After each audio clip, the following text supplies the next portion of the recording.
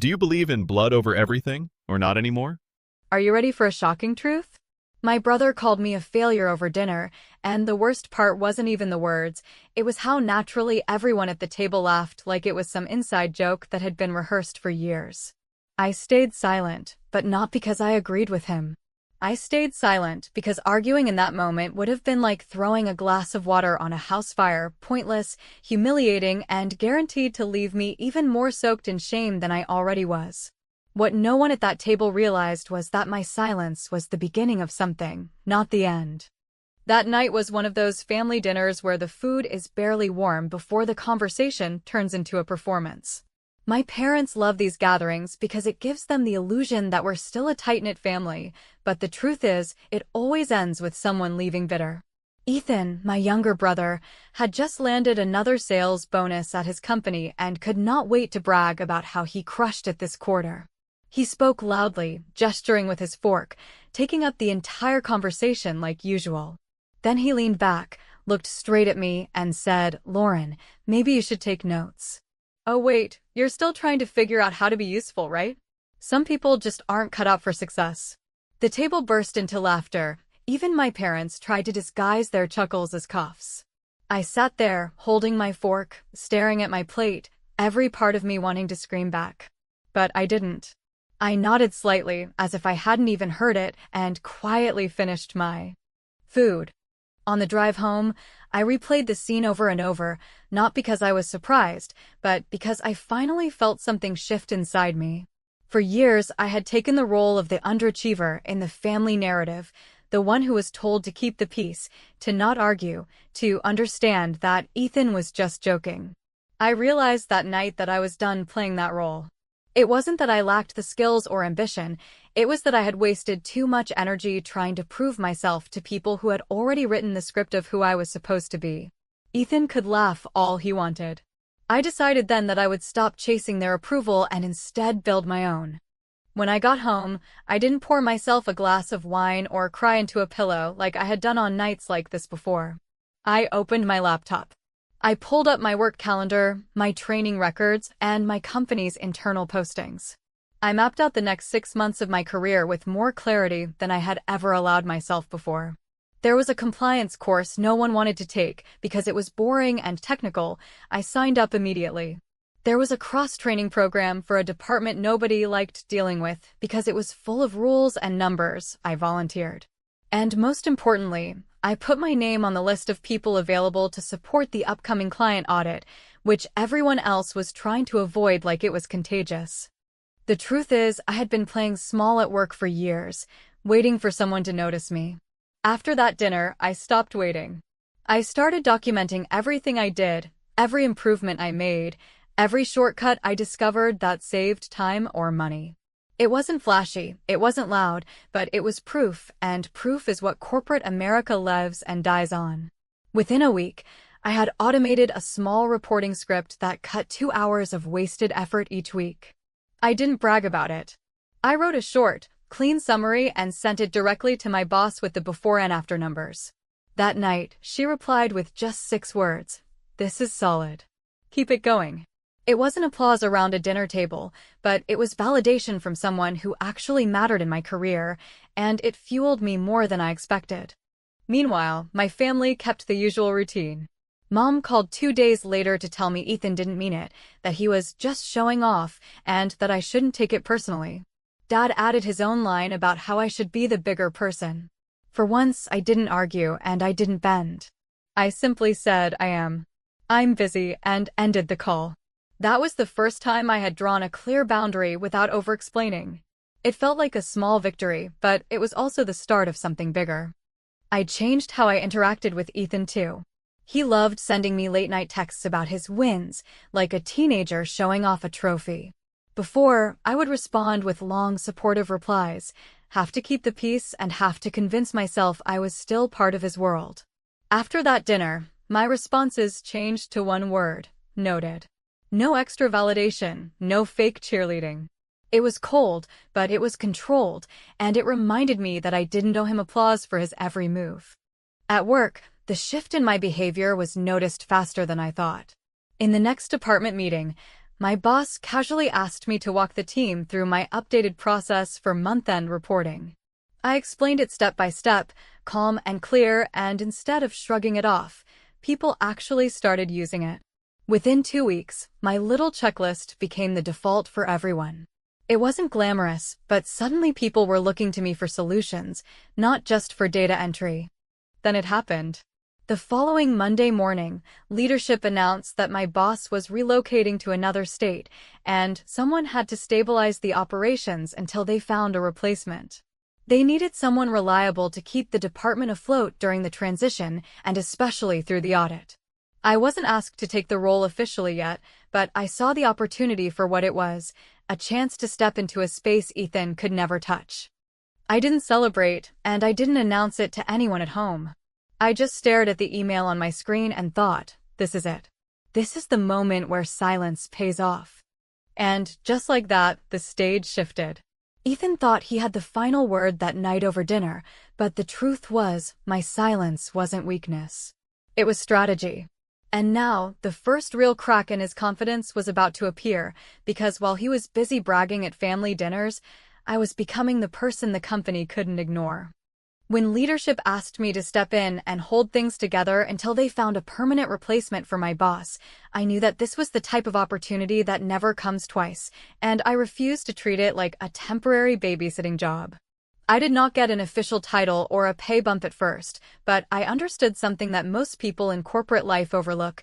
Reputation is built in the moments when nobody is applauding, and if I used this interim period to build mine, it could be the single most important stretch of my entire career. I started by reorganizing our status calls so that they began on time and ended on time, cutting out the endless chatter that wasted hours every week. I kept the audit tracker up to date every single day, not at the end of the week like my predecessor used to do, which meant leadership had real visibility into risks as they developed. I also pushed Omar and Kayla, two of my coworkers, to send their updates directly to stakeholders instead of funneling everything through me. It was not about giving away credit, it was about making sure the team functioned without bottlenecks, and people noticed that I wasn't trying to hoard attention, but was making everyone's jobs easier.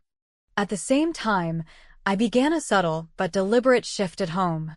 I had always been the one expected to smooth things over when family gatherings turned tense, and my parents leaned on me to make excuses for Ethan's behavior so that nobody had to confront him. This time, when my father called to tell me to be the bigger person after Ethan made another offhand comment about how I finally had a reason to look busy at work, I simply said, "I am the bigger person, and I am busy," and then ended the conversation. I did not feel the need to explain myself further, because for the first time I was drawing a line that was about self-respect rather than family performance. It was not dramatic, but it was powerful, because I realized I had stopped seeking their approval entirely. At work, Ethan was becoming more visible in ways that mattered for all the wrong reasons. His role in sales gave him room to bend rules whenever it helped him close a deal, and for years people had let him get away with it because he was charming, loud, and quick to spin his mistakes into funny stories. But when I started overseeing compliance matters for the audit, I noticed his name coming up in places that were not flattering. He was applying discounts without proper approvals, and then pushing finance to retroactively cover for him by slipping in sign-offs after the fact. It was sloppy, risky, and the type of thing that could get an entire department in trouble if the auditors caught it. I did not call him out directly, because that would have turned into a family drama faster than I could finish the sentence. Instead, I quietly looped in the compliance officer and asked very neutral, carefully worded questions like, "Can you confirm whether these approvals align with policy?" The responses made it clear that they did not, and suddenly Ethan's shortcuts were no longer just his little secrets. They were logged issues on a compliance tracker that leadership reviewed weekly. The change in how I operated became visible quickly. I created a checklist for reporting and approvals that seemed almost too simple at first, but it eliminated excuses. Every field had a place, every approval had a timestamp, and every deal had a clean chain of documentation. People started adopting it not because I forced them to, but because it saved them time when they were scrambling to prepare files.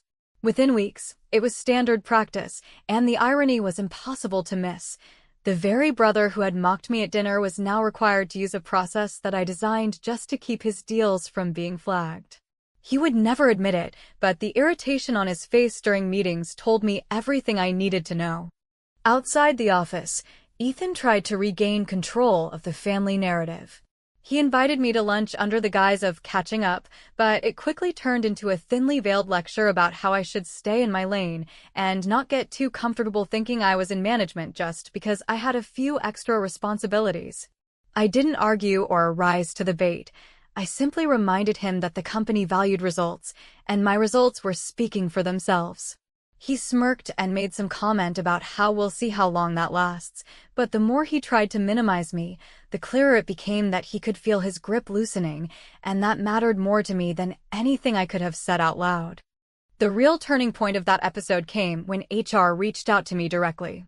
They wanted to know if I had documentation that could help them prepare for the upcoming audit, because there were discrepancies in sales paperwork that needed to be reconciled. They had already noticed that my reports and trackers were unusually clean compared to the rest of the department, and they trusted me to provide accurate information without drama. I gave them exactly what they asked for, nothing more and nothing less. Every update I had logged, every time-stamped approval, every checklist entry was turned over, and it was all bulletproof. For the first time, I realized I had leverage that Ethan could never touch, because while he lived in noise and performance, I had built a quiet mountain of proof that nobody could argue with. The satisfaction wasn't about humiliating him publicly or throwing it in his face. It was about knowing that the same system he had always treated as optional was now holding him accountable, and that I was the one who had made it unavoidable. My revenge in that moment wasn't loud or vengeful, it was procedural, boring, and devastatingly effective. Ethan had mocked me as the family failure, yet here he was forced to rely on my structure just to keep his work from falling apart. And just when I thought the satisfaction of that role reversal would be enough, HR added one last note that left me sitting back in my chair with a mix of nerves and anticipation. They said, "We may need your notes for the audit, especially regarding the deals flagged under Ethan Rivera's name." In that instant, I realized the game was no longer about family dinners or casual insults. It was about corporate accountability, and I held the one thing Ethan could never spin or charm his way out of: a clean, indisputable record. That was the moment I understood just how far my silence at dinner had carried me, because while Ethan thought I was weak for not fighting back, I was slowly building the exact trap he would walk himself into. And HR had just confirmed they wanted me to hand them the keys. The moment HR told me that my notes might be needed for the audit, I knew I had crossed a line that could never be uncrossed. Because what had started as a quiet personal decision to stop being the family's doormat had now become a professional shift that carried real consequences for my brother's career. The audit timeline was officially locked in, and leadership made it clear that every deal, every approval, and every document would be subject to external scrutiny. This was no longer about whether Ethan's shortcuts annoyed me or not. It was about whether the company could survive the audit without reputational damage. I understood immediately that if I kept doing what I had been doing, documenting every detail without injecting emotion or opinion, I would not only protect myself, but also position myself as the one-person leadership could count on when things inevitably started to unravel. Ethan, of course, did not see it that way. The minute he realized his deals were under a microscope, he started calling me during work hours, insisting that we align our messaging so that the audit team wouldn't get the wrong impression. His version of aligning meant I should water down my records, soften the edges, and basically help him cover his tracks. I refused to play that game. I sent him the exact same checklist I had created for the rest of the department and told him that anything he wanted to present should already meet that standard. He didn't like the answer, and he told me I was acting controlling, which would have made me laugh if it wasn't so pathetic, because the only thing I was doing was refusing to bend the rules for him. I made a note of the time and the comment, filed it away, and moved on, because HR had already told me that performance issues live and die on documentation, not feelings. I met with Daniel, our HR partner, to make sure I was walking the line correctly. I did not ask him for favors or to take sides, I simply asked for guidance. What do I document? What format do they need? And how do I ensure that everything is unimpeachable if it ends up in an audit report? He was clear with me, facts only, no opinions, no color commentary, just dates, times, approvals, and outcomes. It was the type of instruction that most people would find tedious, but to me it was liberating because it gave me a framework where Ethan's charm and spin simply didn't matter. I wasn't going to have to argue with him in front of our parents or at some family barbecue. I was going to let his own work, or lack of it, speak for him. Around the same time, I saw a technical loophole in our CRM system that Ethan and a few others had been exploiting to push deals through without proper checks. It wasn't illegal, but it was sloppy and dangerous, and if an auditor spotted it, we could have been hit with major findings. I put in a request with IT to close the loophole, and within a week the system was updated so that approvals could no longer be backdated or skipped. Then I scheduled a training session for the team, walking everyone through the new rules in less than 20 minutes. It was straightforward, it was neutral, and it made Ethan furious, because it cut off the very shortcuts he relied on to inflate his numbers. He came into the session late, tried to crack a joke about how Lauren loves making everything harder, and then sat there realizing that the change had already been deployed, and there was nothing he could do about it. The deeper the audit prep went, the more I realized how much power there is in being consistent. I didn't have to yell, I didn't have to threaten, and I didn't have to play the same game Ethan had always played of being the loudest voice in the room. I simply kept providing clean, documented records, and slowly the dynamic shifted. Leadership started copying me directly on questions instead of routing them through my interim title, and the audit team itself began referencing my tracker as the gold source. Ethan, meanwhile, grew increasingly anxious, because every time he tried to spin a story about why something wasn't his fault, someone would turn to me and ask, "Do we have the record on this?" And I would calmly provide it. The breaking point came when the auditors pulled a random sample deal for review, and one of them happened to be under Ethan's name.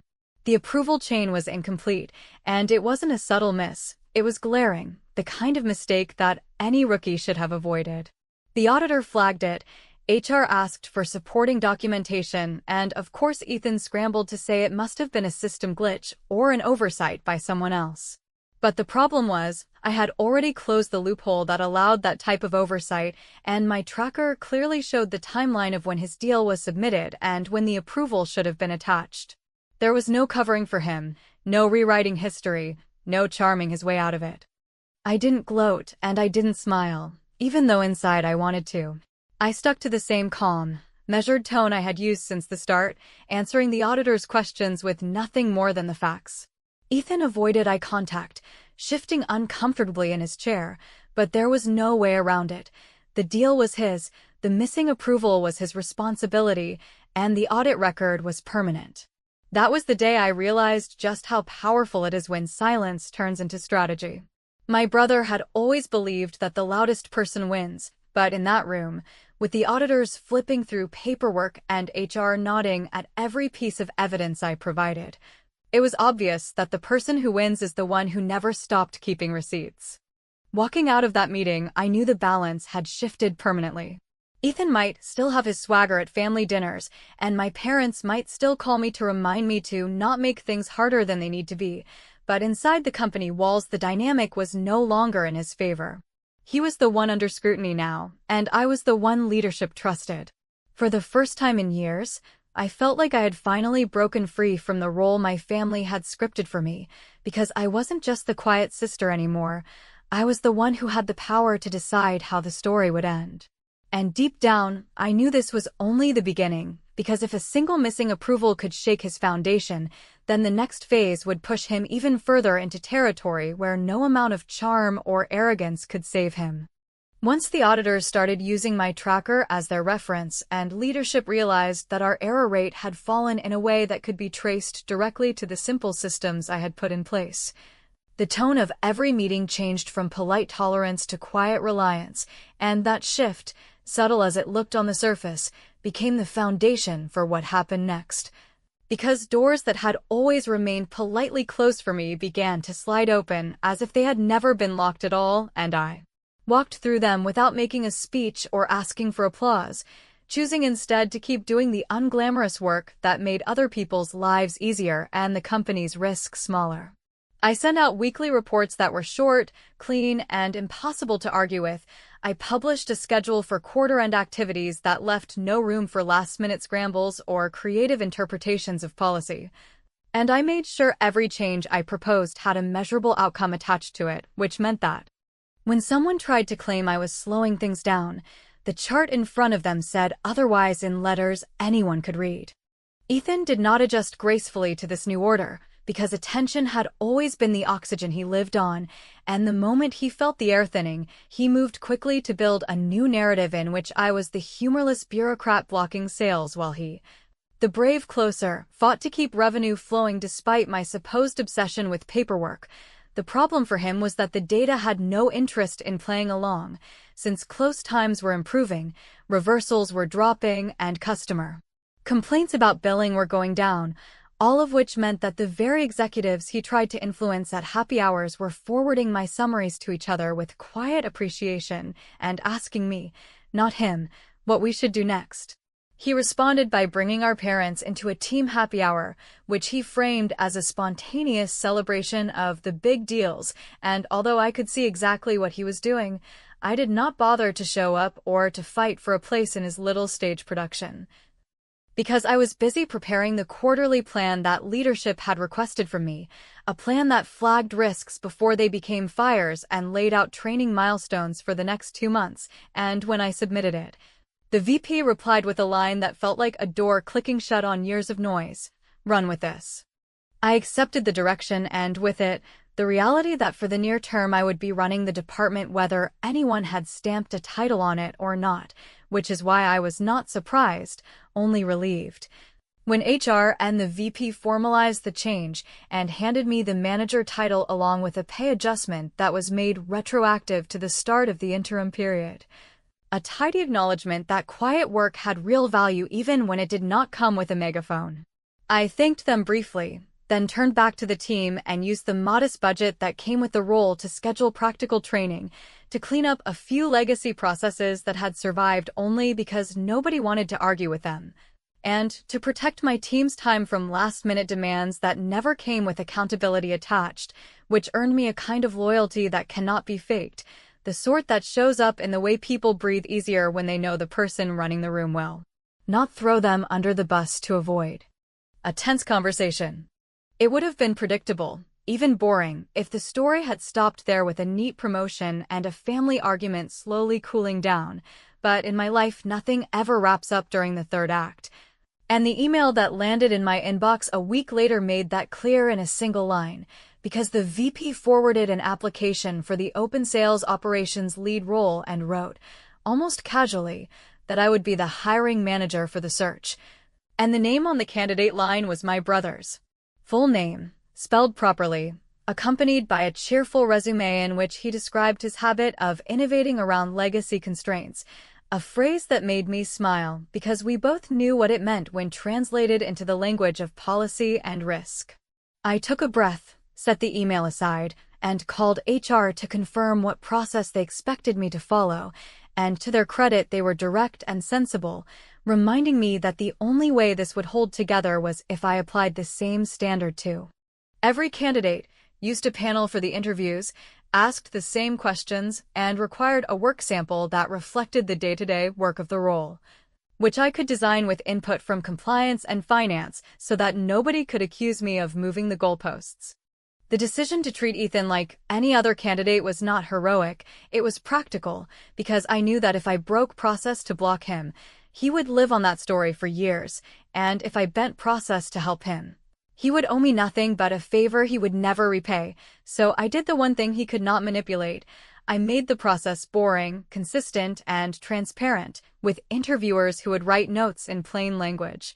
A scoring rubric that was simple enough to explain to an intern, and a work sample that forced a candidate to demonstrate not just how fast they could talk, but how well they could make messy data clean and compliant.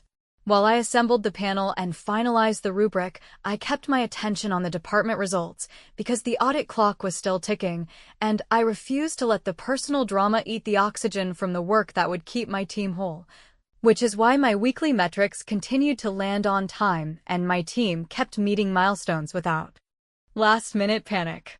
Ethan, sensing that the old tricks were no longer producing the reaction he wanted, tried a new approach that was not really new at all. Calling me late in the evening under the pretense of wanting advice on how to position himself for the role, and then sliding into a suggestion that perhaps we could streamline the panel by skipping the work sample, since, as he put it, everyone already knew he could sell, and sales operations was just sales with spreadsheets, which reminded me exactly why. This role needed a different kind of brain than his. I kept my voice even, told him that the process was standard for all candidates, and wished him luck, then recorded the call in my notes without a single adjective, because I had learned that adjectives are where feelings try to sneak in and rewrite history. And I was done giving feelings that kind of power over outcomes. By the time the interview invitations went out, the audit team had confirmed another round of file reviews. The VP had asked me to present our quarter-to-date improvements to the executive staff, and my team had quietly adopted a culture in which people showed up prepared because they knew preparation mattered, and in that environment Ethan walked in as a candidate who was used to being graded on charm, which meant that even before a single question was asked, the ground under him was not what he thought it was. I did not need him to fail to feel vindicated, because vindication was already present in the way the company now ran on rules that did not bend around his mood, yet I would be lying if I said I did not feel a steady, calm satisfaction as I printed the rubric and the work sample instructions, knowing that the next time he tried to turn my life into a punchline at dinner, I would not have to raise my voice to put an end to it. All I had to do was follow the process I had built. And let him discover what accountability feels like when it has a paper trail and an audience that values results over noise. And as I closed my laptop that night, with the interview panel confirmed and the work sample ready, a calendar reminder popped up about the audit report timeline. A reminder that carried the unmistakable promise that whatever happened in the interview room would be amplified by what arrived from the auditors soon after. Which meant the final act was not going to be a performance in a conference room so much as a collision between who Ethan had always been allowed to be and the world as it exists when rules are enforced, and I went asleep not with revenge fantasies, but with the calm certainty that the most devastating victories are the ones delivered in complete sentences, documented thoroughly, and executed without a single raised voice. The morning of the interviews, I walked into the office with the calm of someone who had already done the real work long before the meeting began, because while my brother believed the process would bend his charm the way our parents always had, I knew that the structure I had put in place was not about personalities or family ties, but about fairness, consistency, and verifiable results. The panel was assembled, the rubric had been distributed, and the work sample had been finalized with input from finance and compliance so that it reflected the daily demands of the role rather than anyone's imagination of what it should be. Every candidate was scheduled for the same amount of time, given the same set of questions, and asked to perform the same practical exercise that revealed not just whether they could talk about solutions, but whether they could produce them under pressure. When Ethan's name came up on the schedule, I reminded myself that all I needed to do was follow the rules I had designed, because bending them for or against him would not only invalidate the process, but also feed the very narrative he had always relied on, that the world was unfair to him, that people conspired to keep him down, and that he was the victim rather than the architect of his own problems. When he entered the room, he wore the same self-assured expression I had seen at countless family dinners, the one that suggested he was walking into a performance where the ending had already been decided in his favor. But it did not take long for that mask to crack. The panel asked the first structured question about handling compliance exceptions, and instead of outlining a process, he launched into a story about how he had saved the quarter by pushing through a deal despite the hurdles, completely ignoring the fact that the very hurdles he bragged about bypassing were the exact red flags that had triggered audit findings only weeks earlier. The interviewers glanced down at their rubrics and scribbled notes that were polite but not flattering, and I stayed silent, allowing the process to capture his words exactly as they were delivered. When the work sample was handed out, requiring him to take a messy dataset and demonstrate how he would reconcile missing approvals with documented evidence, his confidence faltered even more. He tried to joke his way through the exercise, dismissing the checklist as bureaucracy, and the silence that followed made it clear to everyone in the room that this was not a laughing matter. By the time the session ended, his answers had exposed precisely the weaknesses I had known about for years, and I did not need to say a single word to make the point. Later that afternoon, the panel gathered to compare notes, and the consensus was immediate and unanimous. Ethan was not a fit for the role. There was no dissent, no awkward attempts to soften the truth, just straightforward feedback that he lacked the discipline and respect for process required to keep the company safe from risk. I summarized the scores and forwarded the decision to HR, who thanked me for keeping everything clean and documented. I should have felt triumphant, but what I felt instead was an odd mix of relief and inevitability, because the outcome had been clear long before the interview began.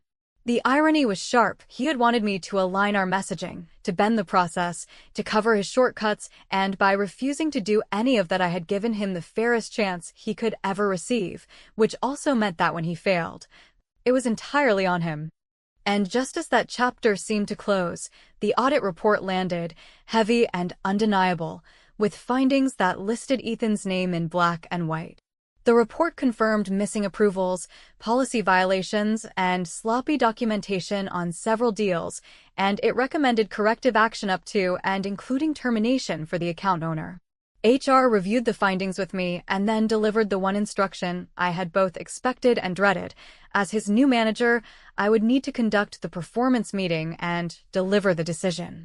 I sat with Daniel from HR and walked line by line through the script, ensuring that every word was factual, that every citation pointed back to policy, and that no personal opinion slipped into the conversation. The goal was not catharsis but clarity, because the cleanest revenge is the one that leaves no room for dispute. When the day came, Ethan entered the meeting room with a scowl that tried to mask his nerves, and for a moment I almost saw him as the boy he used to be, the one who had coasted on charm while I cleaned up the messes behind him. But that vision evaporated the second I opened the folder and began reading the findings. The tone was steady, the words impersonal, and every sentence pointed back to the same truth. The documentation did not exist, the approvals were missing, and the accountability was his. I explained the outcome, termination for cause, effective immediately, with HR sitting beside me as witness, and I closed the folder as if I were simply finishing any other routine task. He sputtered about politics, about people being out to get him, about how I had always been jealous, but none of it mattered, because the paper trail was complete and unshakable.